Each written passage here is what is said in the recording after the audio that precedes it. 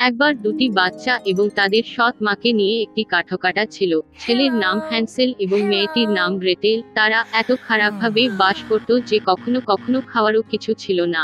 এবং তারপরে এক সন্ধ্যায় তিনি বিছানায় শুয়েছিলেন, কিভাবে বাচ্চাদের আরো খাওয়ানো যায় সে সম্পর্কে চিন্তাভাবনা করেছিলেন। তার স্ত্রী তাকে পরামর্শ দিয়েছিলেন, বনে বাচ্চা রয়েছে, আগুন জ্বালান, প্রত্যেককে এক টুকরো রুটি দিন এবং সেখানে রেখে যান। এই চারজনই ক্ষুধার্ত হয়ে মারা যায় না। তবে উটকাটার তাতে রাজি হয়নি এবং ততক্ষণ পর্যন্ত তার স্ত্রী তাকে রাজি করিয়েছিলেন যে শেষ পর্যন্ত তিনি রাজি হয়ে গেলেন। এবং ক্ষুধার কারণে শিশুরাও ঘুমাতে পারেনি এবং তাদের সৎ মা তাদের বাবাকে যা বলেছিল তা শুনেছিল। এবং যখন বাবা মা ঘুমিয়ে পড়েছিলেন, হ্যান্সেল গোপনে ছুটে গেলেন বাড়ি থেকে। অফ চাঁদ উজ্জ্বলভাবে জ্বলজ্বল করছিল এবং সাদা পাথর মুদ্রার মতো চকচকে করছিল। হ্যান্সেল তার যতটুকু ফিট করতে পারে ততটা পকেট করেছে। তারপরে তিনি বাড়িতে ফিরে গেলেন এবং শিশুরা বিছানায় গেলেন। সকালে সৎ মা বাচ্চাদের কাছে এসেছিলেন, তাদের প্রত্যেককে এক টুকরো রুটি দিয়েছিলেন এবং তারা সকলে একসাথে বনে গিয়েছিলেন। পথে হ্যান্সেল একের পর এক সাদা পাথর ফেলে দিয়ে তারা যখন ক্লিয়ারিংয়ে পৌঁছেছিল, আমার বাবা আগুন জ্বলতে শুরু করেছিলেন। তিনি বাচ্চাদের আগুনের কাছে বসার নির্দেশ দিয়েছিলেন এবং নিশ্চিত হয়েছিলেন যে এটি বেরিয়েছে না। যখন তারা এবং তাদের সৎ মা আরো কাঠের জন্য গিয়েছিলেন, তারা বসে বসে ক্লান্ত হয়ে ঘুমিয়ে পড়েছিল। বাচ্চারা যখন জেগে উঠল তখন চারদিকে অন্ধকার রাত এবং যখন পুরো মাসটি আকাশে উঠল, হ্যান্সেল তার বোনকে হাত ধরে নুড়িগুলির মতো চকচক করে সেই পথের সন্ধান করল। তারা সারা রাত হেঁটেছিল এবং ভোর হলে তারা তাদের বাবার বাড়িতে আসে। কিছু সময় কেটে গেল এবং বাচ্চারা আবার শুনল কিভাবে এক রাতে সৎ মা তাদের বাবাকে বাচ্চাদের হাত থেকে রেহাই পেতে ভিক্ষা করতে লাগলো। তিনি প্রত্যাখ্যান করলেন, কিন্তু তার স্ত্রী তার কথা শুনতে চাননি। তিনি অভিশাপ দিয়েছিলেন এবং তার কাছে সমস্ত প্রকার তিরস্কার করেছিলেন। বাবা মা যখন ঘুমিয়ে পড়েছিলেন, হ্যান্সেল শেষবারের মতো পাথর সংগ্রহ করতে চেয়েছিলেন, তবে সৎ মা দরজাটি তালাবদ্ধ করে রেখেছিলেন এবং ছেলেটি বাড়িটি ছাড়তে পারেনি। খুব ভোরে বাচ্চাদের প্রত্যেককে একটি করে রুটি দেওয়া হয়েছিল। এটি আগের সময়ের চেয়েও কম ছিল। বনে পথে বায়নার তার পকেট তার টুকরা ছিন্নভিন্ন মাটিতে ক্রুম্বিয়ে ফেলে দিন। সৎ মা তাদের আরো বনে নিয়ে গেলেন। আবার একটি বড় আগুন জ্বালানো হয়েছিল এবং বাবা তাদের এবং তাদের সৎ মা আরো কিছু কাঠ কাটাতে বাচ্চাদের আগুন দেখার জন্য নির্দেশ দেন। মধ্যাহ্ন ভোজনের সময় গ্রেটেল তার রুটির টুকরোটি হ্যান্সেলের সাথে ভাগ করে নিয়েছিল। তারা ঘুমিয়ে পড়েছিল। অন্ধকার রাত পড়লে আমরা জেগে উঠি এবং এরপরে একটি মাস উপস্থিত হল এবং তারা তাদের পথে একত্রিত হল, কিন্তু তারা একটিও টুকরোটি খুঁজে পেল না, কারণ বনের মধ্যে হাজার হাজার পাখি এলোমেলো করে দীর্ঘদিন ধরে এই ক্রমগুলি খাচ্ছিল। তাই বাচ্চারা অনেকক্ষণ হাঁটল, কিন্তু তারা বনের বাইরে বেরোতে পারেনি। হঠাৎ রাস্তা তাদের কুঁড়েঘরের দিকে নিয়ে গেল। কাছাকাছি এসে বাচ্চারা দেখতে পেল যে বাড়িটি সমস্ত রুটি এবং বিস্কুট দিয়ে তৈরি এবং উইন্ডো ঝুলি খাঁটি চিনির তৈরি।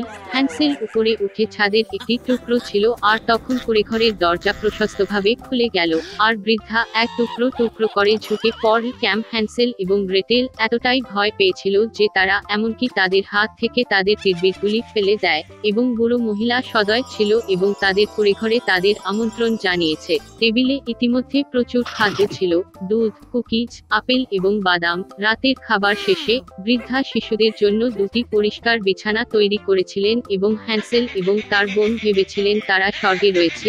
তবে বুড়ো মহিলাটি কেবল স্নেহশীল হওয়ার ভান করেছিলেন, তবে বাস্তবে তিনি ছিলেন দুষ্টু জাদুকরী, যিনি সন্তানদের প্রতি আকৃষ্ট করার জন্য এই রুটির কুঁড়েঘরটি তৈরি করেছিলেন। খুব সকালে শিশুরা যখন ঘুমাচ্ছিল, সে হ্যান্সেলকে নিয়ে একটি ছোট খাঁচায় রাখলো এবং সে তার বোনকে আদেশ করেছিল যে দুষ্ট জাদুকরী তার কাছে যা করতে চায় তা করার জন্য।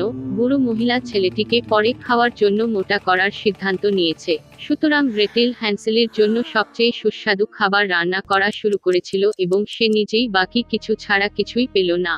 কিছু সময় কেটে গেল, ছেলেটি মোটাতাজা হল না। তারপরে বৃদ্ধা আর অপেক্ষা করতে চাননি এবং হ্যান্সেলকে রান্না করে খাওয়ার সিদ্ধান্ত নেন। তিনি গ্রেটেলকে চুলা জ্বালিয়ে জল প্রয়োগ করার নির্দেশ দিলেন। চুলা উষ্ণ হয়ে গেলে বৃদ্ধা তাকে চুলার মধ্যে আরোহণের জন্য এবং যথেষ্ট গরম আছে কিনা তা দেখতে আদেশ করলেন। তাই তিনি মেয়েটিকে আগুনের মধ্যে ঠেলে দিয়ে তাকে বেক করতে চেয়েছিলেন, তবে গ্রেটেল জানতেন তার মনে কি আছে। তিনি বলেছিলেন যে সেখানে কিভাবে নামবেন তিনি জানেন না এবং ডাইনি ডাইনিকে নিজেকে দেখাতে বললেন। বৃদ্ধা রেগে গিয়ে চুলায় উঠে গেলেন। তারপরে গ্রেটেল তাকে ধাক্কা দিলেন এবং জাদুকরীটির পিছনে শাটারটি ধাক্কা মারল। বাহ! বৃদ্ধা তখন কত ভয়ানক কেঁদেছিল। এদিকে গ্রেটেল ছুটে এসে হান্সেলের কাছে এসে খাঁচা খুলে দিয়ে তাদের ভাইকে মুক্তি দিয়ে তারা ডাইনির ঘরে গেল, যেখানে সমস্ত কোণে মুক্ত এবং মূল্যবান পাথরের বাক্স ছিল। তাদের পকেটগুলি তাদের সাথে পূর্ণ করে বাড়ি চলে গেল। বেশ কয়েক দিন ধরে বাচ্চারা তাদের ফিরে যাওয়ার পথ খুঁজছিল। বনটিকে আরো বেশি পরিচিত বলে মনে হয়েছিল এবং শেষ পর্যন্ত তারা তাদের বাবার বাড়িটি দূরত্বে দেখতে পেল। বাচ্চাদের জীবিত দেখে তিনি কত আনন্দিত হয়েছিলেন। হ্যান্সেল এবং গ্রেটেল ডাইনি থেকে নিয়ে যাওয়া সমস্ত মুক্ত এবং রত্নগুলি মেঝেতে পড়ে এলেছিল। খাবার নিয়ে ভাবার দরকার ছিল না এবং তারা বাঁচতে এবং আনন্দ করতে শুরু করে। আর বাবা দুষ্ট সৎ মাকে বাড়ি থেকে তাড়িয়ে দেয়। একসময় একটা সুন্দর ছোট্ট মেয়ে ছিল, যারা কেবল তাকে দেখেছিল সে সকলের কাছে সে মিষ্টি ছিল, তবে তিনি ছিলেন তার নানির কাছে সবচেয়ে প্রিয় এবং প্রিয়তম। তিনি জানেন না যে তার প্রিয় নাতিকে কি দিতে হবে। একবার সে তাকে একটি লাল মখমলের টুপি দিল এবং যেহেতু এই টুপিটি তার জন্য খুব উপযোগী ছিল এবং সে অন্য কিছু করতে চায় না, তারা তাকে লিটল রেড রাইডিং হুড বলতে শুরু করে।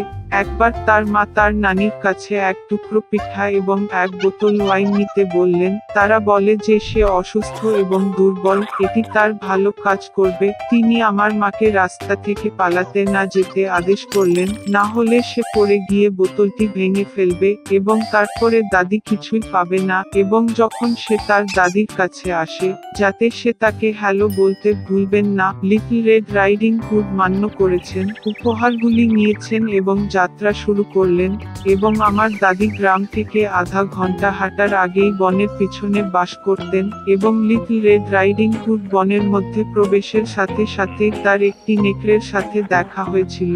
মেয়েটি অবশ্য জানত না যে এটি কি ধরনের ভয়ঙ্কর জন্তুটি এবং সে তার থেকে কম ভয় পায় না। তিনি বিনয়ের সাথে সালাম করলেন। নেকড়েটিও খুব শালীন আচরণ করেছিল। তাই লিটল রেড রাইডিং হুড নেকড়েকে জানিয়েছিল যে সে তার প্রিয় নানির কাছে উপহার নিয়ে আসছে। এবং যখন তিনি তার দাদির বাড়িতে কিভাবে যাবেন বলছিলেন, তখন নেকড়ে নিজেই ভেবেছিল যে কিভাবে তিনি কেবল বৃদ্ধ মহিলাকেই নয়, একটি সুন্দর মেয়েও খেতে পারেন।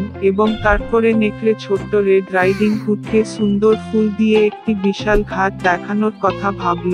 লিটল রেড রাইডিং হুড অনেক বিস্ময়কর ফুলের দিকে তাকানোর সাথে সাথে ভেবেছিল যে ঠাকুমারিকে এক নতুন গুচ্ছ ফুল এনে দেওয়া ভালো হবে, কারণ এটি তাকেও খুশি করবে। হ্যাঁ, এবং পাশের রাস্তা থেকে দৌড়ে গিয়ে ফুল সংগ্রহ করা শুরু করে। একটি ফুলকে সামান্যভাবে বাছাই করা, অন্যজন যেমন তাকে ইশারা দেয় এটি আরও ভালো এবং সে তার পরে চলবে, এবং তাই এটি বনের গভীরতায় আরো এবং আরো এগিয়ে গেছে।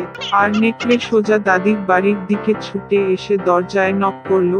দাদি জিজ্ঞাসা করলেন কে আছে, এবং নেকড়ে একটি পাতলা কণ্ঠে উত্তর দিল যে এটি লিটল রেড রাইডিং হুড, যিনি পাই এবং ওয়াইন নিয়ে এসেছিলেন। বৃদ্ধ মহিলা বিশ্বাস করলেন এবং ল্যাচ টিপে টিপতে প্রবেশ করার আদেশ দিলেন। নেকড়ে টিপো দরজা খোলা গেল আর দৌড়ে গেল তার দাদির কুঁড়ে ঘরে। আমি ছুটে এসে দাদির বিছানায় গিয়ে তা একবারে গিলে ফেললাম। তারপরে তিনি তার নানির পোশাক এবং তার ক্যাপটি তার মাথায় রেখে বিছানায় গিয়ে অপেক্ষা করলেন। এদিকে লিটল রেড রাইডিং হুড দৌড়ে এসে ফুলের পিছনে ছুটল এবং যখন সে তার সাধ্যমতো অনেকগুলি পেয়েছিল, তখন সে আবার তার দাদির কথা স্মরণ করে তার বাড়িতে গিয়েছিল। তিনি খুব অবাক হয়েছিলেন যে দরজাটি প্রশস্ত ছিল এবং যখন সে ঘরে উঠল তখন সে তার দাদির কাছে ডাকলো, কোনো উত্তর ছিল না। নাতনি বিছানায় উঠে এসে দেখল দাদি শুয়ে আছেন এবং তার ক্যাপটি তার নাকের উপর টানলেন এবং এটি খুব অদ্ভুত বলে মনে হয়েছিল।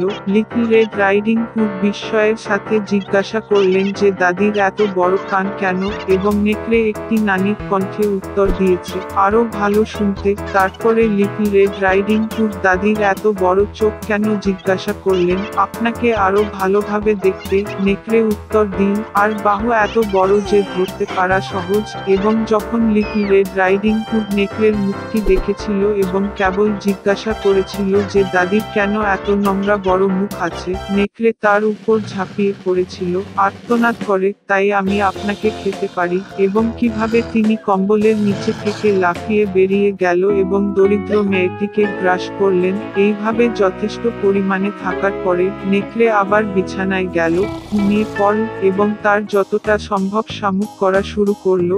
এমন সময় একজন শিকারী ঠাকুরমার বাড়ির পাশ দিয়ে যাচ্ছিল, শামুক শুনছিল এবং ভাবছিল যে বৃদ্ধা মহিলার এমন কিছু হয়েছে যা সে এত ঘৃণা করছিল। সে ঘরে উঠল, বিছানায় গিয়ে দেখল নেকড়ে সেখানে ঘুমিয়ে আছে এবং তিনি এই ভিলেনকে দীর্ঘদিন ধরে শিকার করছেন। তিনি তাকে বন্দুক দিয়ে হত্যা করতে চেয়েছিলেন, কিন্তু এটি ঘটেছিল যে নেকড়ে সম্ভবত তার দাদিকে গ্রাস করেছে এবং সে এখনো বাঁচাতে পারে। সে কারণেই সে গুলি করল না, বরং তার নেকড়ে মুখটি প্রশস্তভাবে খুলল এবং সেখানে একটি লাল ক্যাপ ঝলকানো দেখল। একটি মেয়ে তার মুখ থেকে লাফিয়ে বলল যে তার নানি এখনো রয়েছেন। শিকারী তার নেকড়ের চলগুলি আরো বিস্তৃত করে খুলে দিয়েছিল এবং বৃদ্ধা ঠাকুরমা একরকমভাবে রেড রাইডিং হুডের পিছনে বেরিয়ে এসেছিল। তারা আনন্দিত হয়েছিল, আলিঙ্গন করতে শুরু করলো এবং শিকারীকে ধন্যবাদ জানাতে লাগলো। তারা চতুর নেকড়ে একটি পাঠ শেখানোর সিদ্ধান্ত নিয়েছে। তারা যত তাড়াতাড়ি সম্ভব বড় পাথর বয়ে নিয়ে এলো, নেকড়েদের মুখ এবং পেটের মধ্যে এটি স্টাফ করে এবং তাকে উঠোনে নিয়ে গেল।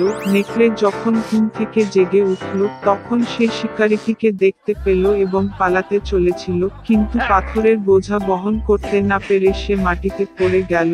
এই তিনটিই আনন্দিত যখন নেকড়ে উঠে তার ভারী পেটটি সবে অন্ধকার জঙ্গলে টেনে নিয়েছিল। তারা আর তাকে আর দেখেনি। এইভাবে তারা চতুর নেকড়ে একটি পাঠ শিখিয়েছিল এবং লিটল রেড রাইডিং হুড সিদ্ধান্ত নিয়েছিল যে সে আর কখনো মায়ের আদেশ অমান্য করবে না।